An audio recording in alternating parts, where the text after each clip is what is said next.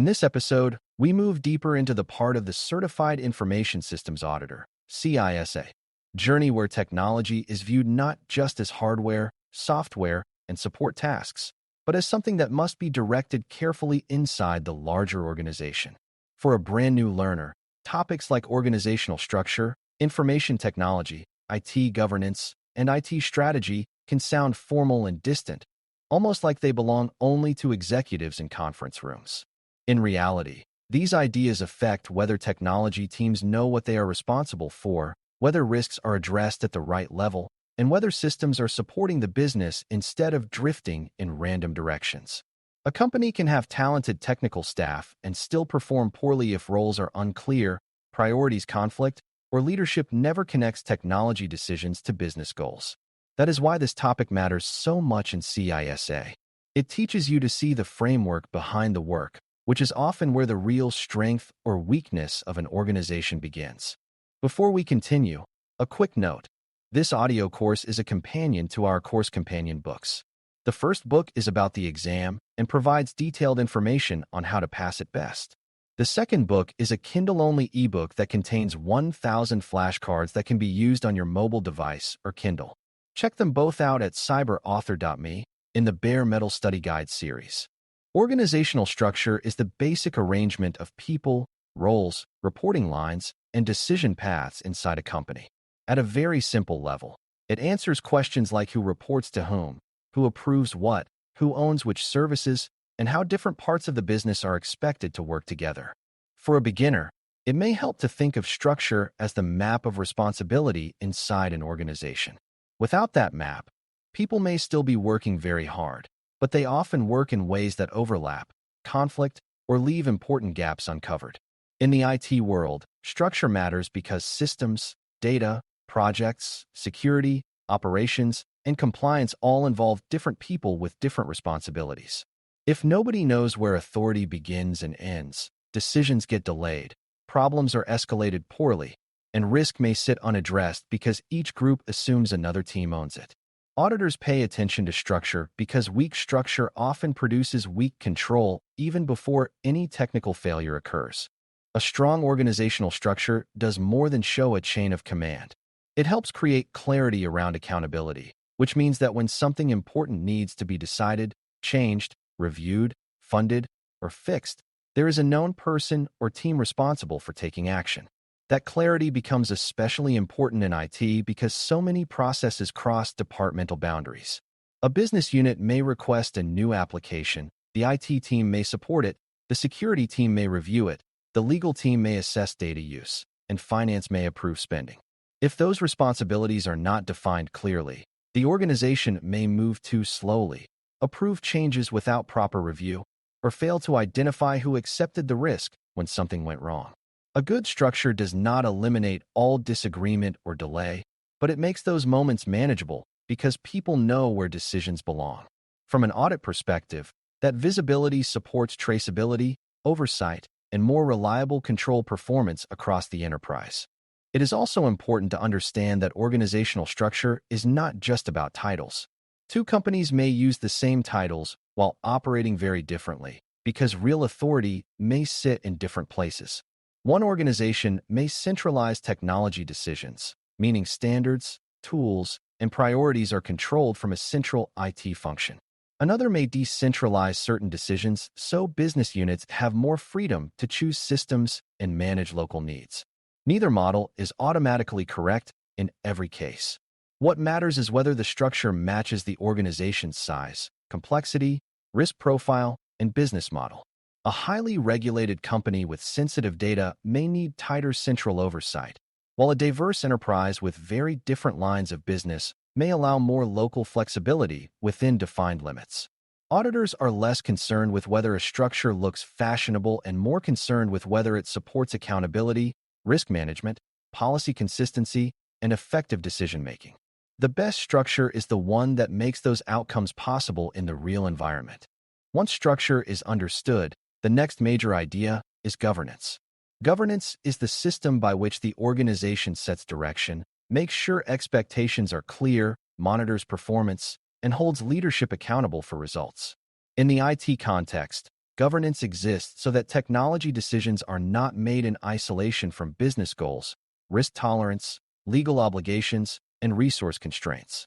A simple way to think about governance is that it answers whether the organization is doing the right things and whether leaders are watching carefully enough to know that the right things are actually happening.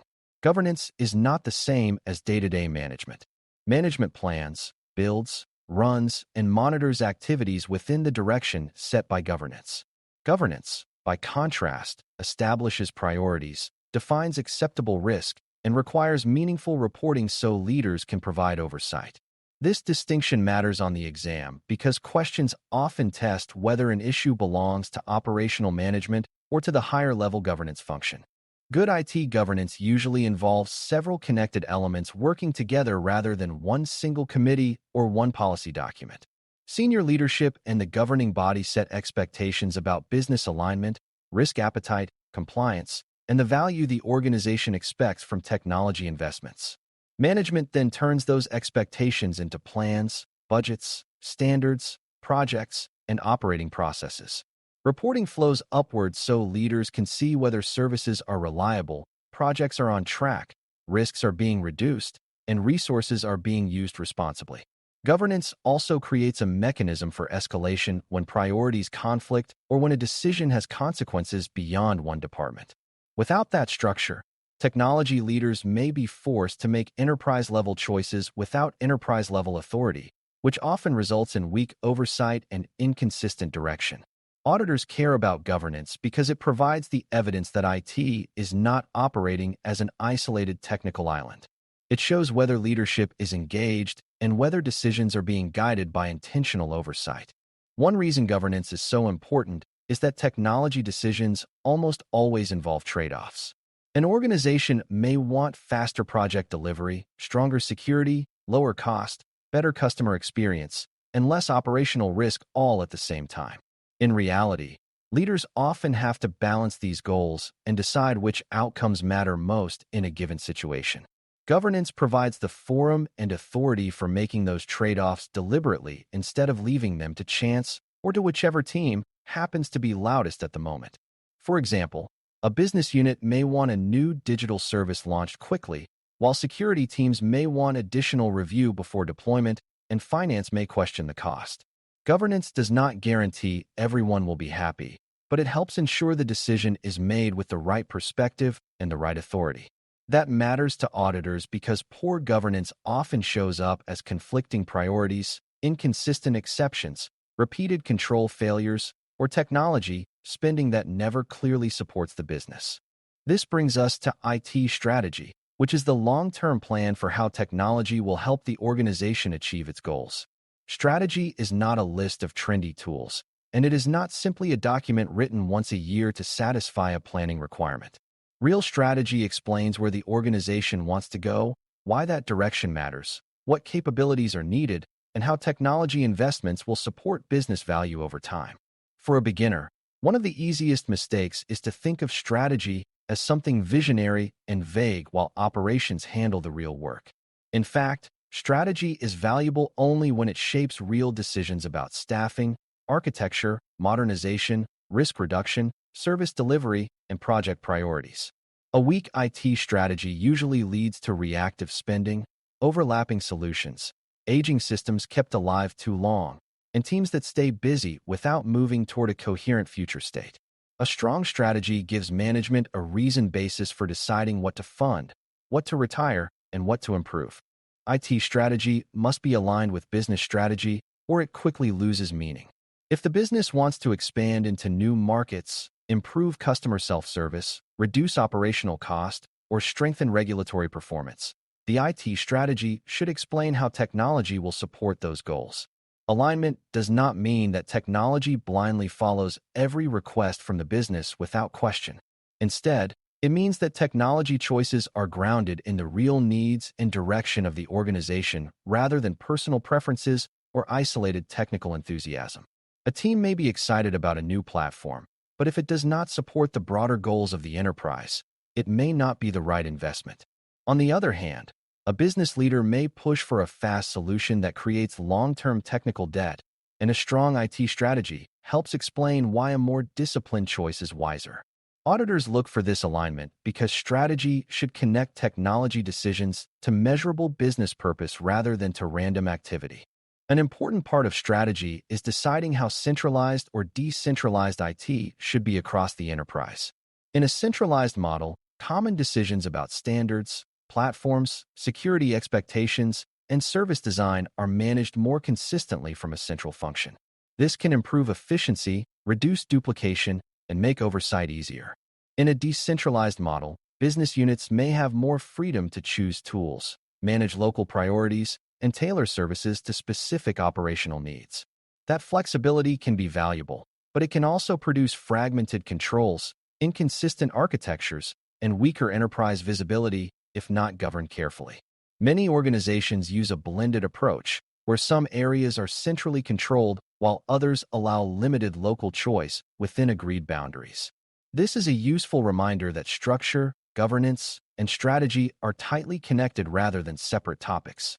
The structure influences who can decide, governance defines how those decisions should be overseen, and strategy explains what direction those decisions are supposed to support. Another major theme is the relationship between authority and independence. Some functions inside the IT environment need the authority to act, while others need enough independence to challenge decisions, review controls, or report risk honestly. This matters because an organization can create a conflict of interest if the same people both perform an activity and judge whether that activity is adequate. For example, the team responsible for operating a system should not be the only voice deciding whether its controls are strong enough, especially when the system supports high-risk business processes. Governance arrangements, reporting lines, and role design should allow constructive challenge from risk, compliance, security, or audit functions where appropriate. Auditors pay close attention to this because independence supports credible oversight. If reporting structures discourage bad news or place too much control in one area without checks and balance, the organization may look efficient on paper while quietly accumulating risk underneath that surface. Communication is another essential part of how structure, governance, and strategy succeed or fail. A beautifully written strategy is not helpful if managers do not understand it, if project teams do not see how their work connects to it, or if business leaders never receive clear reporting on progress and risk. In the same way, governance cannot function well if information reaches leaders too late, arrives in a confusing form, or hides important issues behind overly positive summaries. Strong communication means that priorities are clear, reporting is meaningful, and escalation paths are understood before a crisis occurs. It also means that different audiences receive the level of detail they need. Senior leaders may need trends, outcomes, and risk implications, while operational teams need practical direction about standards, timelines, and responsibilities. Auditors often assess not just whether decisions were made, but whether those decisions were communicated clearly enough to influence behavior. Weak communication can break otherwise sound governance and strategy. Metrics and performance reporting help convert governance and strategy from ideas into something leaders can actually monitor. If the organization claims that IT supports business value, improves resilience, or reduces risk, leadership should be able to see evidence that those outcomes are happening. Useful reporting may include service performance, project health, incident trends, control effectiveness, budget use, staffing capacity, and progress against strategic goals. The point is not to flood leaders with numbers. The point is to provide enough meaningful information that they can detect problems, ask good questions, and adjust direction when needed. Poor metrics are dangerous because they can create false confidence or reward teams for meeting easy targets that do not reflect real value. Auditors are interested in whether reporting supports oversight, whether metrics relate to business priorities, and whether management acts on the information it receives. Governance without evidence becomes symbolic, and strategy without measurement becomes a wish rather than a plan. A common misconception among new learners is that governance and strategy are mostly executive topics with little relevance to actual control effectiveness. In reality, many technical weaknesses begin as failures of direction, ownership, or oversight rather than failures of skill. If projects begin without clear sponsorship, if standards are never enforced consistently, if leadership funds urgent work but postpones foundational improvements year after year, or if risk is accepted informally without proper authority. The resulting technical problems are often symptoms of a larger management issue.